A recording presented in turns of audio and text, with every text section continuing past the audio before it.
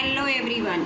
आज हम class 10th maths chapter 3 pair of linear equations in two variables exercise 3.5 question number 4 part 1 to 3 discuss करेंगे।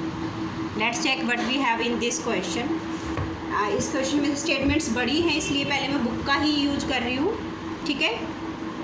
और ये जो फोर्थ क्वेश्चन है ये बहुत ही ज़्यादा इम्पोर्टेंट है, वेरी वेरी इंपॉर्टेंट। जो लॉन्ग आंसर क्वेश्चंस आते हैं वो इसमें से आते हैं, ठीक है। और मैं कोशिश करूँगी आपको ईजीएस्ट मेथड में करवाऊँ, तो आपको भी अच्छे से समझना है, ठीक है। Let's check fourth question.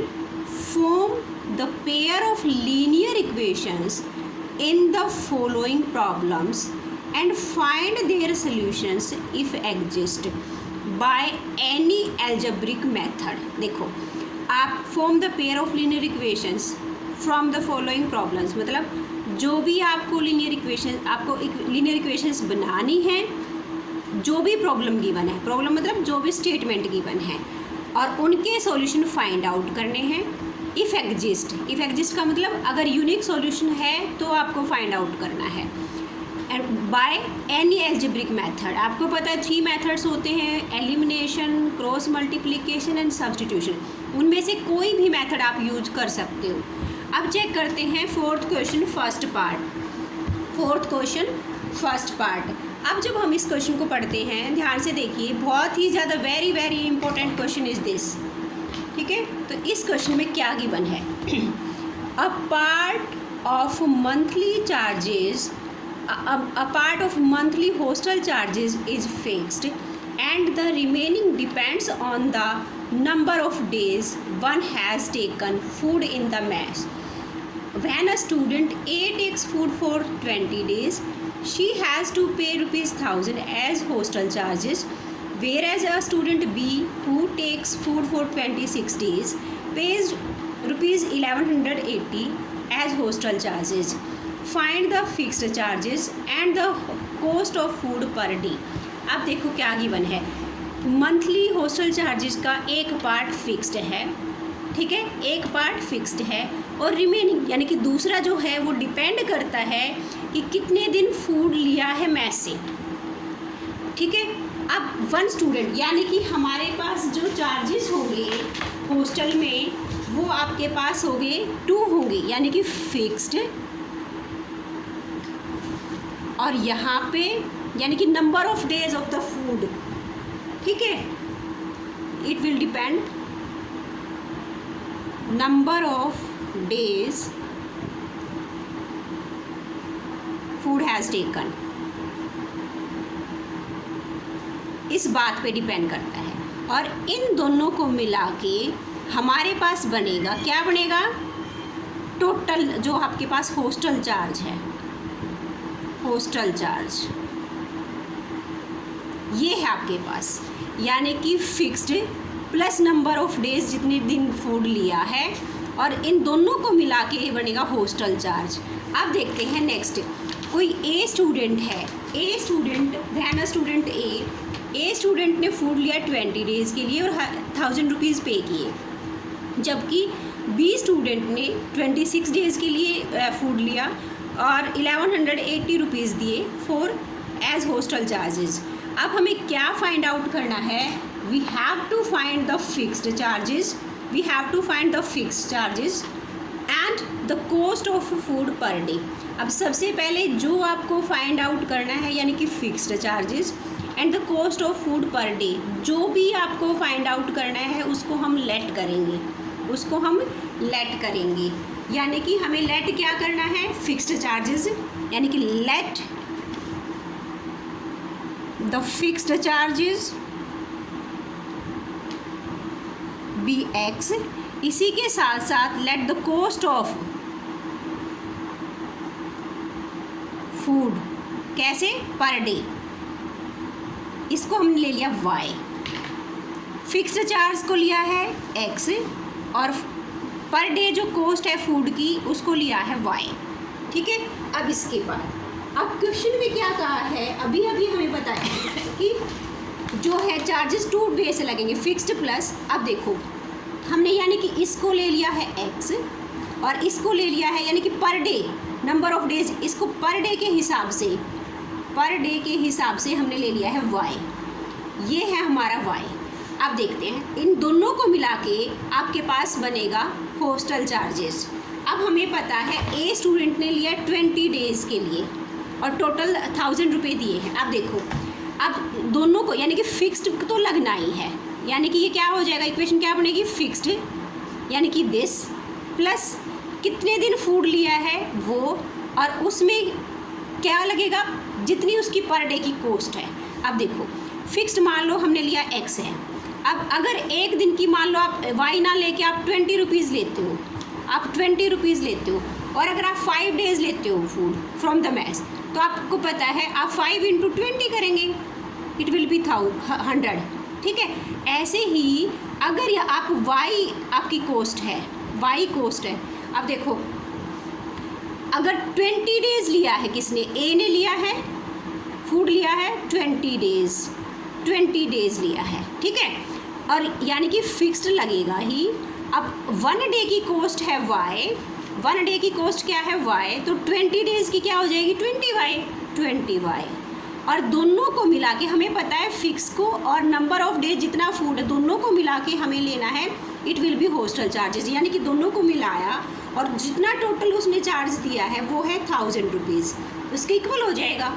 अब इसी के बाद आपके पास दूसरी भी जो बी स्टूडेंट है, बी स्टूडेंट ने 26 डेज़ लिया है, 26 डेज़ लिया है और 1180 रुपीज़ पे किए हैं, 1180 रुपीज़ पे किए। अब देखो अब हमें, अब चाहे वो ए स्टूडेंट है, चाहे बी स्टूडेंट है, चाहे सी ए, कोई भी है, फिक्स चार्जेस तो देने ही हैं।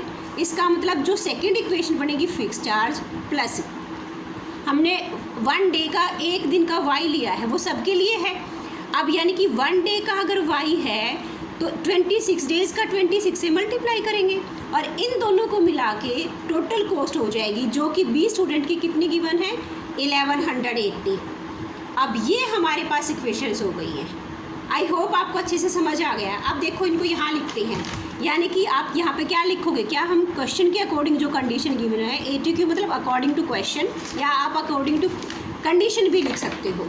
अब यहाँ अगर आपके पास फिर इक्वेशन क्या बनेगी, अब इन इक्वेशंस को मैं एज इट इज़ यहाँ पे लिख रही हूँ, क्योंकि ए स्टूडेंट के लिए हमारे पास है x + 20y, यानी कि हमारे पास इक्वेशन हो जाएगी x + 20y = 1000, और दूसरी जो इक्वेशन है ये हो जाएगी x + 26y = 1180। अब इन दोनों इक्वेशन को आप लेट कर सकते हैं, इसको लेट कर लिया equation number 1, let it is equation number 2। अब जब आपने लेट कर लिया इक्वेशन, अब आपको सॉल्व करना है, क्योंकि हमें हमारा मेन टारगेट है x और y की वैल्यूज़ फाइंड आउट करना। और अब कौन सा मेथड आप यूज़ कर सकते हो, क्योंकि क्वेश्चन में गिवन है बाय एनी अलजेब्रिक मेथड, कोई भी मेथड यूज़ करो।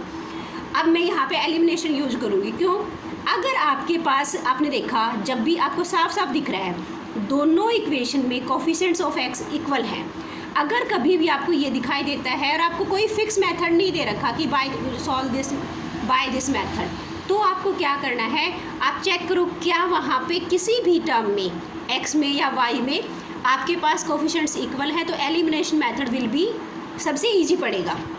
अब देखो, आप वैसे क्रॉस मल्टीप्लिकेशन या सब्स्टिट्यूशन भी कर सकते हो, it depends on your choice, ठीक है। अब देखते हैं, देखो यहाँ पे x के दोनों के कोफिशिएंट इक्वल हैं, तो हम एलिमिनेशन मेथड यूज करेंगे। आप इक्वेशन 1 में से 2 भी माइनस कर सकते हो और 2 में से 1 भी कर सकते हो, कोई फ़र्क नहीं पड़ता। अब देखो, अब अगर आपके पास कोफिशिएंट्स इक्वल हैं तो उसके बाद हमें, जब भी आप ये एलिमिनेशन मेथड यूज करते हो तो हमें 2 चीज़ें देखनी होती हैं। यू हैव टू, एक तो आपको चेक करना है कि टर्म्स में जो कोफिशिएंट्स होते हैं, कोफिशिएंट्स को देखना है, पहले वो इक्वल बनाने हैं, और ऑलरेडी इक्वल गिवन है तो कुछ करना ही नहीं है। अब इसके बाद, अब एक टर्म में यानी कि या तो x या y, इसके बाद आपको साइन देखना होता है। साइन, अगर दोनों में सेम साइन है, अगर आपके पास सेम साइन है, साइन सेम है, तो आपको क्या करना होता है, सब्ट्रैक्ट। और अगर डिफरेंट है साइन तो क्या करना होता है, आपको ऐड करना होता है। ये बात आपको ध्यान रखना है। अगर सेम साइन है दोनों में, किसका, जो टर्म जिस टर्म के कोफिशिएंट्स इक्वल गिवन है या आपने बनाए हैं। अगर सेम साइन है तो सब्ट्रैक्ट करना है, और अगर आपके पास डिफरेंट साइन है तो आपको ऐड करना है। अब यहाँ देखते हैं, यहाँ पे x की टर्म के कोफिशिएंट्स इक्वल हैं, और यहाँ अगर ये इक्वल है और सेम साइन है, इसका मतलब हमें क्या करना पड़ेगा, सब्ट्रैक्ट करना पड़ेगा। आप 1 में से 2 भी कर सकते हो, 2 में से 1, यानी कि सब्ट्रैक्टिंग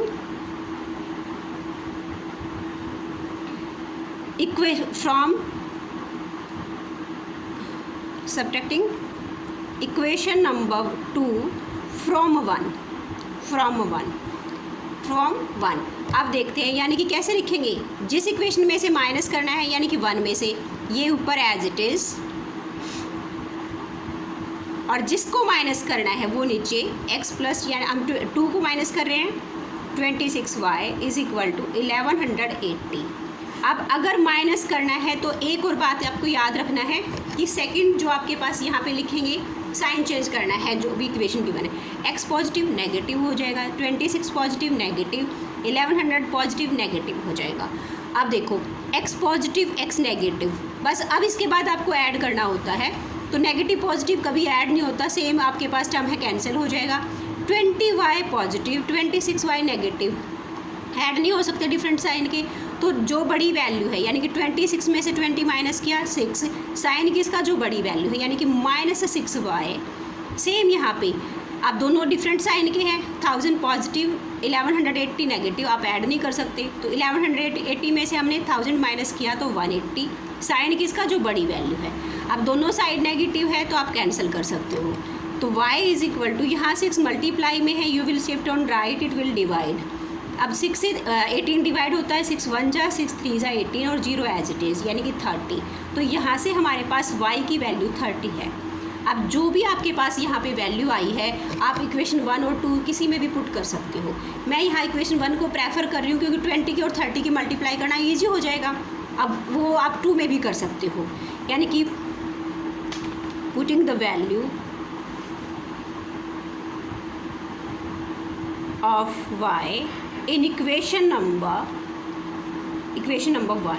तो क्या है equation 1, x plus 20y, y की जगह हमें ये वैल्यू सब्सटीट्यूट करनी है, इज इक्वल टू 1000। ये आपके पास वैल्यू की बनती है, x प्लस 20y 1000। अब y को हमें रिप्लेस करना है 30 से, क्योंकि ये वैल्यू हमें पुट करनी है।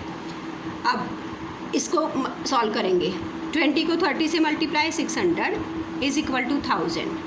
x की वैल्यू निकालने के लिए कांस्टेंट टर्म को एक साइड, 1000 में से क्या करेंगे, 600 यहाँ पॉजिटिव है, राइट में शिफ्ट करेंगे, नेगेटिव हो जाएगा, तो यहाँ से x की वैल्यू 400।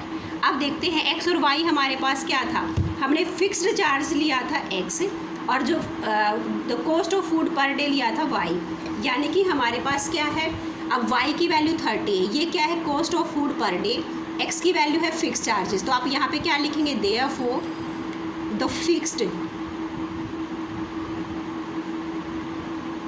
चार्जेस कितने हैं, ₹400। ठीक है, इसके साथ साथ सेकंड क्या है, द कॉस्ट ऑफ, जो भी आपको फाइंड आउट करना है आपको लास्ट में लिखना ज़रूर है, cost of food per day, वो क्या है, y की वैल्यू, और y हमारे पास है 30, यानी कि ₹30। तो ये है आपके पास 4th क्वेश्चन फर्स्ट पार्ट, बहुत ही इम्पोर्टेंट क्वेश्चन है। आई होप आपको समझ आ गया होगा। ठीक है, इसके बाद बेटा ये 1-2 दिन में चैप्टर ख़त्म हो जाएगा। मुझे ये भी पता करना है कि इसके बाद में कौन सा चैप्टर स्टार्ट करवाऊँ। अगर आपको कोई ये है, आपके यूटीज होने हैं, उसमें आपको चाहिए तो आप मुझे स्पेसिफिकली बता सकते हैं, आप कमेंट कर सकते हैं। आप देखते हैं, क्योंकि मैं या तो 2nd चैप्टर या 6th चैप्टर स्टार्ट करवाने वाली हूँ। आप देखते हैं question number 4 part 2, question number 4 part 2 solution. ठीक है, अब इसकी स्टेटमेंट देखते हैं क्या है। अब सेकंड पार्ट में गिवन है, a fraction becomes 1/3 when 1 is subtracted from the numerator and it becomes 1/4 when 8 is added to its denominator, find the fraction. यानी कि फ्रैक्शन को जिसको फाइंड आउट करना है उसको हमें लेट करना होता है। अब देखो फ्रैक्शन 1/3 बन जाती है अगर आप 1 सब्ट्रैक्ट करते हो न्यूमरेटर में से, और यही फ्रैक्शन 1/4 बन जाती है जब आप ऐड करते हो 8 डिनोमिनेटर में।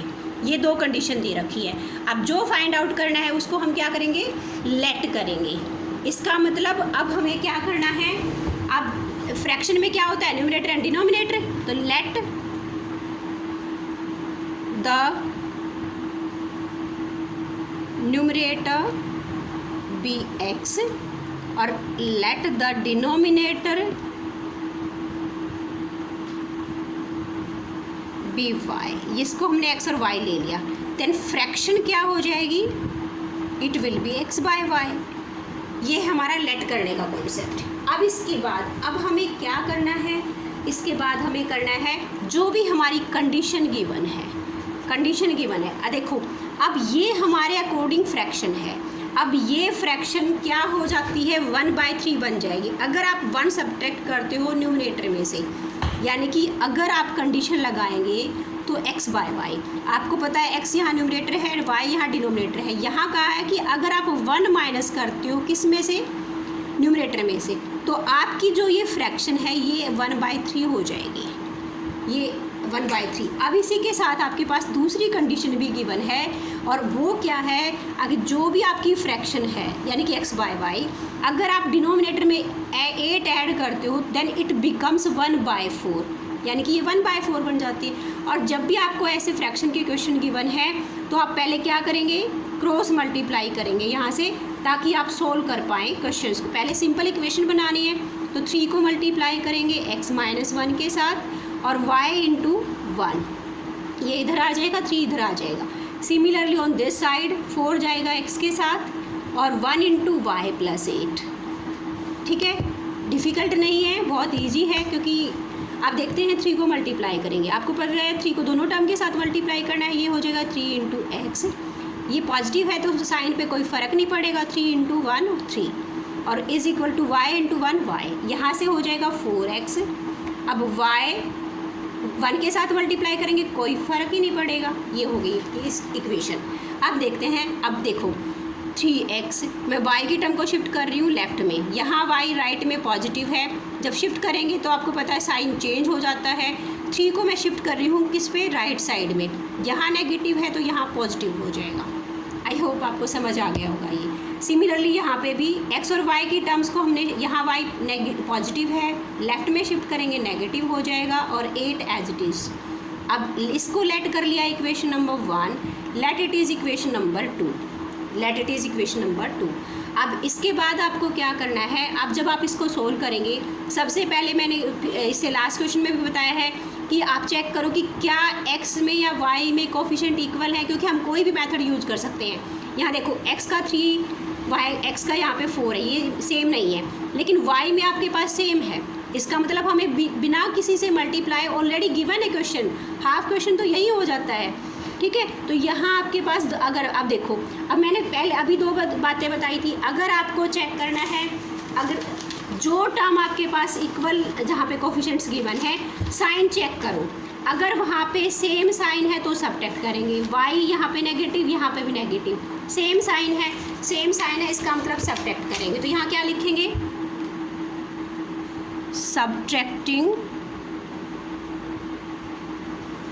इक्वेशन नंबर 2 किसमें से, फ्रॉम 1, जिसमें से माइनस करना है, यानी कि इक्वेशन 1 को पहले लिखेंगे, 3x - y = 3। इक्वेशन 2 को यहाँ लिखेंगे। अब क्योंकि सब्ट्रैक्ट करना है तो हमें साइन चेंज करना होता है, जो सेकंड इक्वेशन है, यहाँ पे 4x पॉजिटिव नेगेटिव हो जाएगा, y नेगेटिव पॉजिटिव हो जाएगा, 8 यहाँ पे पॉजिटिव है तो नेगेटिव हो जाएगा। अब इसके बाद हमें ऐड करना है, 3x positive 4x negative, positive negative कभी ऐड नहीं हो सकते, बड़ी वैल्यू 4 है, 4 में से 3 को माइनस किया 1, साइन किसका, जो यहाँ पे गिवन है, बड़ी वैल्यू है, यानी कि -x। y negative positive cancel हो जाएगा, is equal to 3 positive 8 negative तो -5। अब x, क्योंकि दोनों साइड नेगेटिव है आप कैंसिल कर सकते हो, तो x की वैल्यू आपके पास आ गई 5। आप देखते हैं, अब आप इक्वेशन 1 और 2 किसी में भी ये वैल्यू पुट कर सकते हो, यानी कि पुटिंग द वैल्यू ऑफ, या put the value of x in equation number 1 क्या है, 3 × x की जगह हमें 5 पुट करना है और y माइनस में y = 3। अब ये हो जाएगा 3 इंटू 5 15, माइनस में y इज इक्वल टू 3, 15 को शिफ्ट करेंगे राइट में, minus y as it is 3, क्योंकि वही साइड है, 15 को आप लेके आएंगे राइट में, यहाँ पॉजिटिव है तो यहाँ पे हो जाएगा negative, then y will be minus y will be 3 positive 15 negative minus 12, negative से नेगेटिव आप कट करेंगे तो y की वैल्यू आपके पास है 12, ये है y की वैल्यू। अब क्या करना है, आपको फ्रैक्शन निकालनी है, और फ्रैक्शन हमने लेट की थी x बाय वाई, यानी कि हमारे पास फ्रैक्शन क्या बनेगी, इट विल बी x की वैल्यू है 5 और y की वैल्यू है 12, so this is your answer, this is your answer, fraction will be 5/12। तो ये है आपका सेकंड पार्ट, बहुत ही ज़्यादा इम्पोर्टेंट है, हर पार्ट बहुत ज़्यादा इम्पोर्टेंट है। अब इसके बाद क्वेश्चन नंबर, इसी का question number 4 part 3 we have to discuss now, इसका सॉल्यूशन करेंगे। तो इसमें आपको क्या गिवन है देखते हैं, ये भी इम्पोर्टेंट क्वेश्चन है। Yash scored 40 marks in a test, getting 3 marks for each right answer and losing 1 mark for each wrong answer. Had 4 marks been awarded for each correct answer and 2 marks been deducted for each incorrect answer, then Yash would have scored 50 marks. How many questions were there in the test? अब देखते हैं क्या given है। सबसे पहले अगर देखो हमने ले लिया कि मान लो यहाँ पे ये है राइट आंसर के लिए, हमने 2 ट्रायंगल बना ली, ठीक है। ये किसके लिए, अगर राइट आंसर है, ये किसके लिए, अगर रॉन्ग आंसर है, यानी कि राइट के लिए हमें क्या करना होता है, वो मार्क्स ऐड होंगे, और अगर रॉन्ग आंसर है तो वो सब्ट्रैक्ट होंगे। और अब कि जैसे मान लो जितने भी आंसर ठीक होते हैं उसके लिए प्लस हो जाएंगे, जितने भी मार्क्स वहाँ पे दिए जा रहे हैं। नेगेटिव के लिए जैसे नेगेटिव मार्किंग होती है तो वो डिडक्ट होते हैं। अब इन दोनों को मिला के बनेंगे टोटल मार्क्स, इन दोनों को मिला के बनेंगे टोटल मार्क्स, ठीक है, जितने यस ने स्कोर किए हैं, ठीक है। अब देखते हैं क्वेश्चन में क्या गिवन था कि यश को 40 मार्क्स मिले टेस्ट में, अगर उसको 3 मार्क्स दिए जाते हैं हर राइट आंसर के लिए, यानी कि स्टार्टिंग में यहाँ उसको 3 मार्क्स दिए जा रहे हैं, और 1 मार्क लूज़ कर रहा है वो किसके लिए, रॉन्ग आंसर के लिए, यानी कि फर्स्ट टाइम 3 मार्क्स दिए जा रहे हैं राइट के लिए, यानी कि 3 ऐड होंगे पर राइट क्वेश्चन और 1 डिडक्ट होगा पर रॉन्ग क्वेश्चन। अब इसके बाद अगर 4 मार्क्स अवॉर्ड, दूसरी बार 4 मार्क्स दिए जा रहे हैं, अगर उसको 4 मार्क्स दिए जाते हैं फॉर ईच राइट आंसर, और इनकरेक्ट आंसर के लिए 2 मार्क्स डिडक्ट होते, यहाँ पे 2 डिडक्ट होते, तो देखो इस टाइम पे यहाँ पे 40 होता है स्कोर, और जब सेकंड इक्वेशन है यहाँ पे ये जब 4 उसको राइट आंसर के लिए 2 डिडक्ट हो रहे हैं रॉन्ग के, तो उसके 50 मार्क्स बनेंगे, ठीक है। यहाँ पे दे रखा है 4 हैड अवॉर्डेड, अगर 4 मार्क्स दिए जाते हैं each correct answer, 2 deducted for the incorrect answer, तो यस का स्कोर 50 होता। अब कितने उसके question, how many questions were there in the test, कितने क्वेश्चन थे टेस्ट में। अब देखो, अब जितने भी चाहे उसने रॉन्ग किए या राइट किए, अब या तो क्वेश्चन उसने रॉन्ग किए हैं, या तो मतलब राइट किए हैं, या तो राइट है क्वेश्चन या रॉन्ग है, ठीक है। अब इसके अलावा तो क्वेश्चन का आंसर नहीं हो सकता, और दोनों को मिला के है टोटल मार्क, टोटल जो क्वेश्चंस हैं। इसका मतलब हम लेट कर लेंगे, क्या लेट करेंगे, let the right number of questions, late the wrong number of questions, क्योंकि अब लेट करेंगे हम, लेट द करेक्ट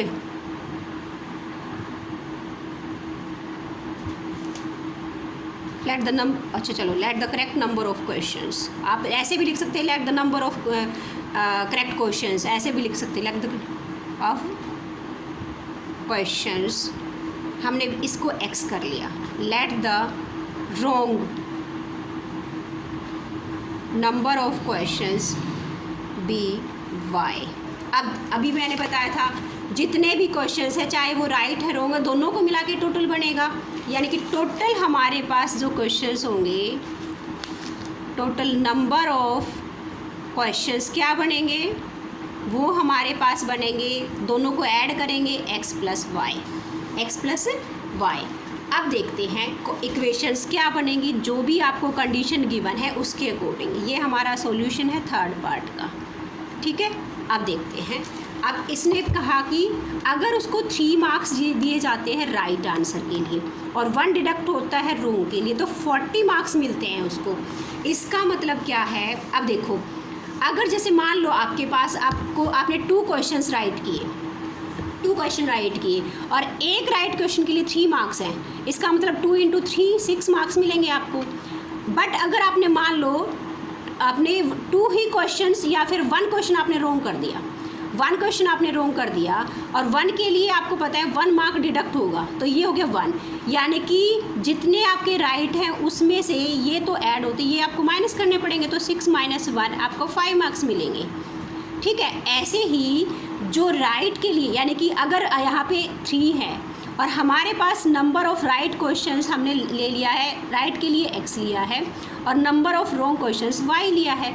अब देखते हैं, यानी कि अगर 3 नंबर ऑफ़ क्वेश्चंस x है, यानी कि 3 मार्क्स दिए जाते हैं राइट क्वेश्चन के लिए, एक के लिए, और x के लिए हो जाएगा 3x। अब इसी के बाद अब जो रॉन्ग आंसर के लिए है, हमारे नंबर ऑफ़ रॉन्ग आंसर्स हैं y, और 1 मार्क डिडक्ट होता है किसके लिए, 1 मार्क डिडक्ट होता है रॉन्ग आंसर के लिए, यानी कि 1 × y। और इन दोनों को जो ऐड करें या टोटल जो आपके पास उसने गेन किया है उसमें से इसको माइनस करेंगे तो स्कोर बनेगा 40। आई होप, देखो जो राइट के लिए है 3, एक के लिए, तो x के लिए 3x, रॉन्ग के लिए 1 है और y आपके पास नंबर ऑफ़ क्वेश्चंस हैं, तो ये हो जाएगा 1y।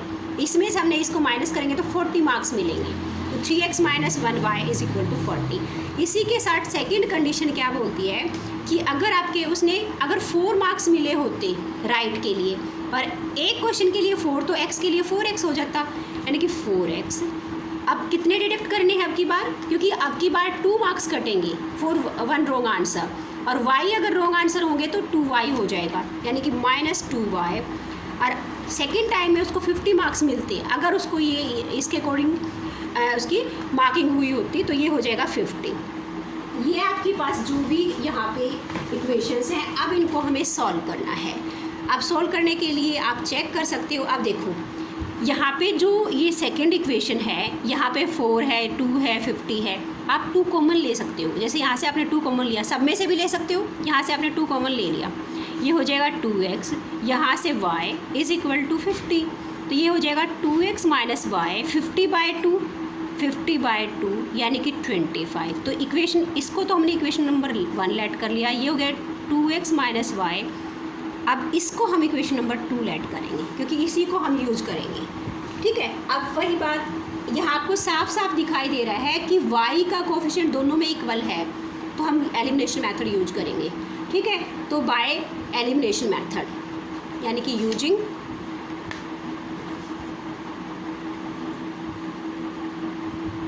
Elimination method. अब उसमें क्या करना है, आप या तो ऐड कर सकते हो दोनों को या सब्ट्रैक्ट कर सकते हो। अब चेक करना है जो y की इक्वल आपके पास कोफिशिएंट्स गिवन है, दोनों में सेम साइन है तो सब्ट्रैक्ट करना है, यानी कि सब्ट्रैक्टिंग इक्वेशन नंबर 2, इसमें से फ्रॉम 1 या 1 में से 2 में से 1, कोई भी कर सकते हो। अब 1 में से माइनस करना है तो 1 को पहले लिखेंगे, 3x - y = 40। अब इसके बाद सेकंड इक्वेशन है 2x - y = 25। क्योंकि सब्ट्रैक्ट करना है तो साइन चेंज करना पड़ेगा, second equation 2x will be negative, y यहाँ नेगेटिव है पॉजिटिव, 25 पॉजिटिव है नेगेटिव। अब ये 3 पॉजिटिव 2 नेगेटिव, तो ऐड नहीं कर सकते, यहाँ पे आ जाएगा x आ जाएगा। नेगेटिव पॉजिटिव कभी ऐड नहीं हो सकते, सेम वैल्यू है। अब ये किसके इक्वल है, 40 पॉजिटिव 25 नेगेटिव, ऐड कभी नहीं हो सकते, तो 40 में से 25 को माइनस किया 15, क्योंकि बड़ी वैल्यू 40 है तो साइन भी उसी का रहेगा, यानी कि x = आपके पास 15, ये वैल्यू आ गई।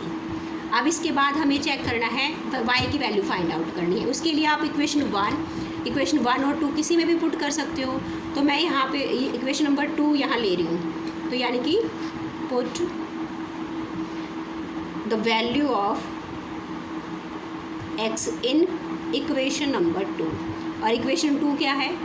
2 into x minus y is equal to 25। X की जगह ये वैल्यू रिप्लेस कीजिए, तो ये आ जाएगा 2 इंटू 15 30 माइनस में y इज इक्वल टू 25।